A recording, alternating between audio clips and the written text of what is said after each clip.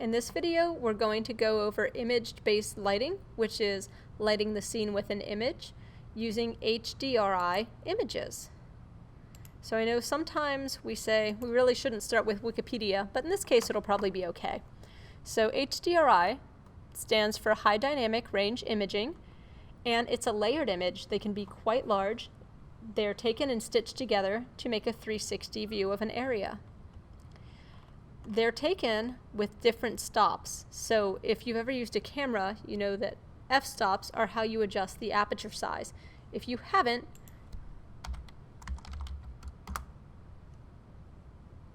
when we go to an f-stop and our aperture size, we have different settings. Smaller numbers let in more light, larger numbers let in less light. And what we call it is stopping up if you want to let in more light, or stopping down if you want to let in less. And that's how these high dynamic images are made. So this would be -4 stops, -2 stops, +2 stops, +4 stops. This way we can actually adjust the intensity of the image without just doing a brightness or contrast over it, which is going to look a lot better. How we can get to that is there's a great site. We like HDRI Haven.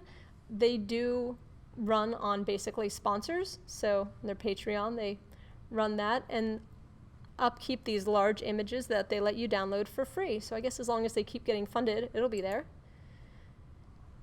And then what you can do is click on HDRI, select kind of the theme you want. So if I wanted nature, I could click on nature. Let's say I like this one. Maybe I can make it pass for Centennial Park. I would click on this, and then I have download options. Now 4K is probably the best size for us. If you wanted to get into really small details, you could go to 8K. I think 16K would be really hard for our computers to handle. Maybe the ones in the back would be okay. 1K and 2K are also going to be pretty small for us. 4K is really digital video. What they're shooting now, this is going to be even a little smaller than HD. So I would click on 4K, and then you can download that image.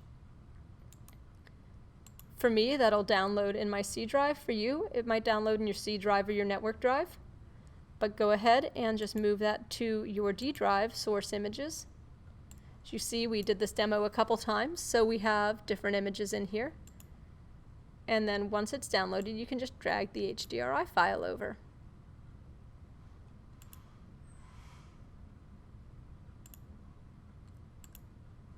Once I've done that, I can go into Maya, and these are pretty easy to put in. You would go to Arnold, Lights, and Sky Dome. Sorry, I was about to do the auto light, which was Sky Portal, but it is Arnold, Lights, Sky Dome. Sky Portal will put the lights in it.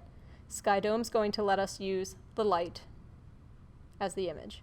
So next to color, right here, we're going to click, select File, and then load our HDRI image in. So for me, that'll be in advanced lighting. I saved it in source images, and then Sleeping Forest. Open. Now it'll take a minute to load this image, but when it does, you'll see that we have a sky dome. It's going to have the 360 view of my area. And a lot of times to test this, people just do something simple like a chrome ball. So I can make a ball, put a texture on it by going to Hypershade.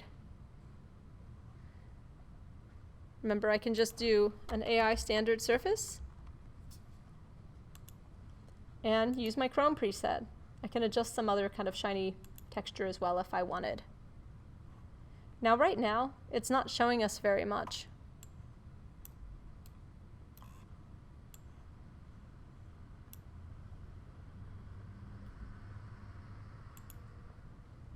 If I just make sure I did a replacement of chrome, I can also adjust how this shader ball looks, because right now we're looking at the hardware,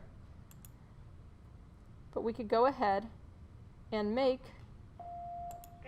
a new texture. Just a reminder that we're having an antique breakfast tomorrow with media. Yay, okay. So we can go to Add and adjust this. What do I call that? Forest. I can add forest. And then to put this image in, I can go ahead and click here. select Epping Forest. It's added. I'll hit save and close. And now, as long as it loads, I should be able to select that from the menu. That'll now show my chrome texture with the light. Instead of having no light in the scene, it'll show the light from that sky dome. And if I change this to Arnold, I'm going to not only see that reflection, but I'll see that sky dome in the background. So this will give me a realistic view of what my textures would look like in that space. So even if I wanted to see, this is what my Lambert would look like if I put it in that lighting. From there, it's pretty easy to test. We just go ahead and do a render. We can either use kind of our standard render or our Arnold render.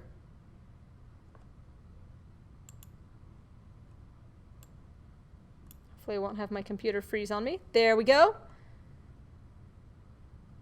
And once we have this reflection, we've tested it, you can always save and submit it by doing your File, Save Image. Now, one thing that's been coming up is a lot of students are having their images saved darker. That's because what you see here is called a colored managed image. So it's a color managed image right here, and that usually Maya has brightened up. When we save the raw image, it usually ends up a little darker. So if you're seeing that discrepancy when you render, you may want to click and say, okay, I like this one. Let me go ahead and save my color managed image.